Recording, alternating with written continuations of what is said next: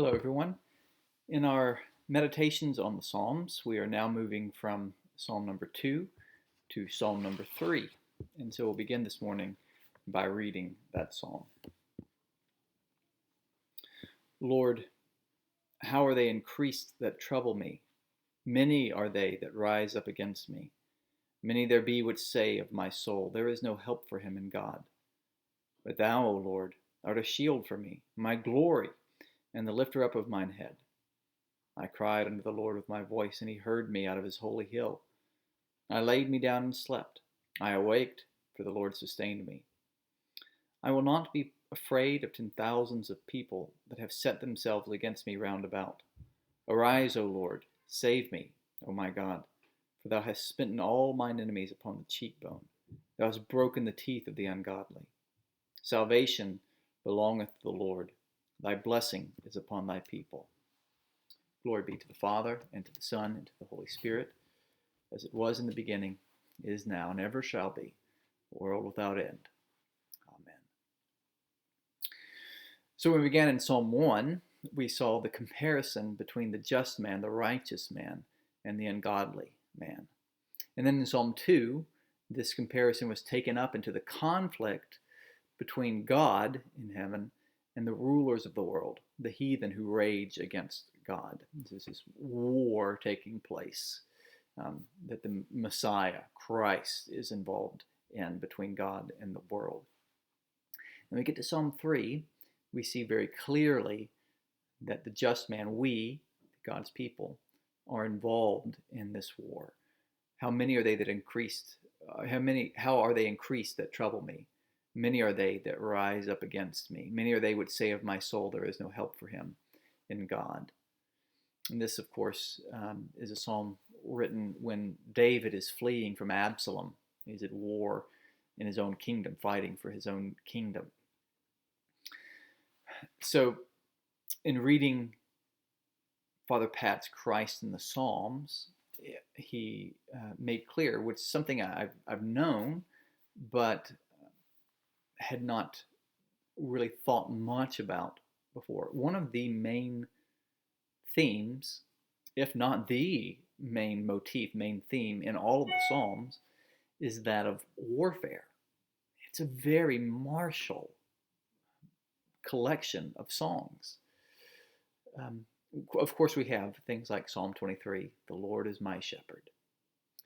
But even in Psalm 23, we see that God sets a table for me in the midst of mine enemies. So even there we find that we have enemies, that we're at war. This is a book for a people who are at war. Father Pat says, this prayer book is not for the non-combatant. It makes no sense for the people who are not at war. Constantly throughout, there is struggle, there is warfare imagery, there is the song. Yes, David was the sweet singer of Israel, the one who played his harp and drove away the evil spirit from Psalm. But David, this great psalm writer, was also a man whose hands were too bloody to build the temple of God. He was a man of war. And that war seeps through all of the Psalms that he writes. And these are the Psalms that we believe were inspired by God for the people of God, in their worship, in their praise of God, to be used in their daily life. And it's constantly a reminder that we're at war. And they're to be used in our warfare.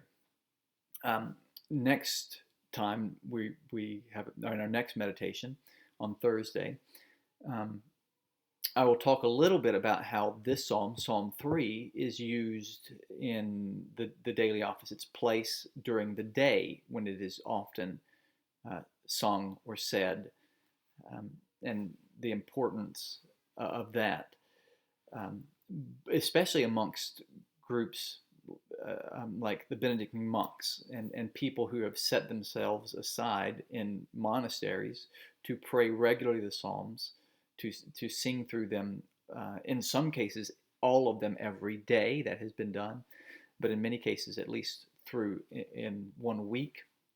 And we often look at these groups of people, the monks who will set themselves aside, who will get up every 3 hours during the night to go and pray and sing psalms.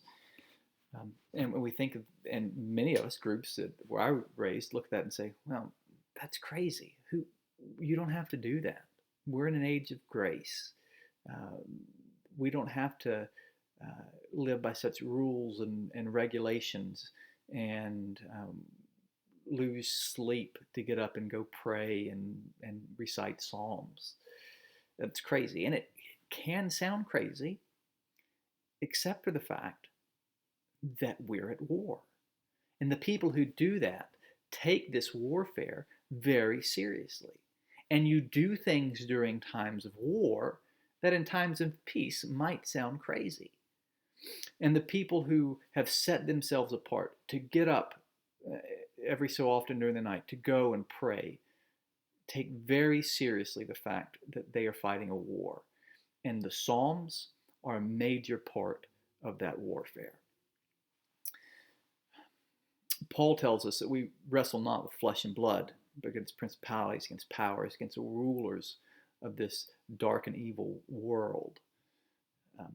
And throughout his writing in the New Testament, that warfare imagery is there as well. We had to better remember that we are a people at war, that God is at war in this world, that Christ is that captain in Revelation who has his sword strapped by his side, leading his people into battle.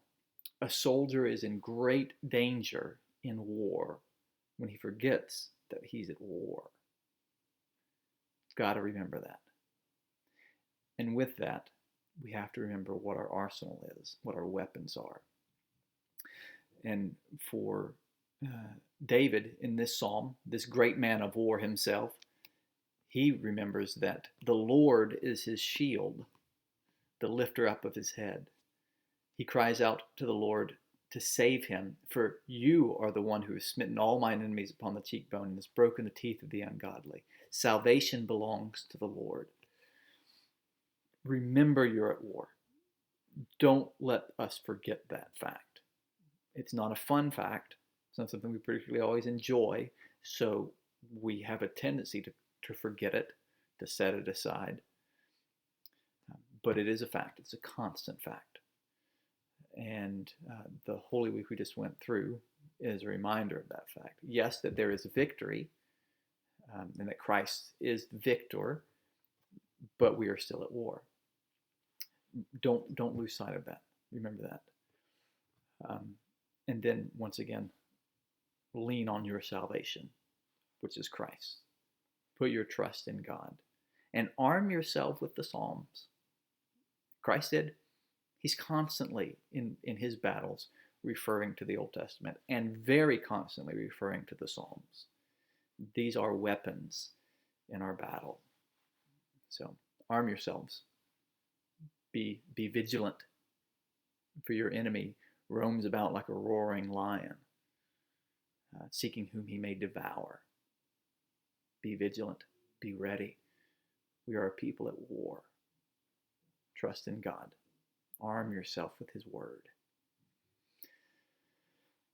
Well, we are in Easter, and we are at war, but as I said, we need not forget that, but we can be confident in God. The Psalms do constantly talk about war, but constantly express a confidence that we're not in a dualistic world in which evil and good are equal powers fighting against each other. They are at war, but they are not equal. Christ is victor. Christ has risen from the grave. So let us go out to fight in confidence and in strength, the strength of the Lord, rejoicing in him and in his strength. Well, God bless. I love you all, and I hope you're doing well. You remain in my prayers.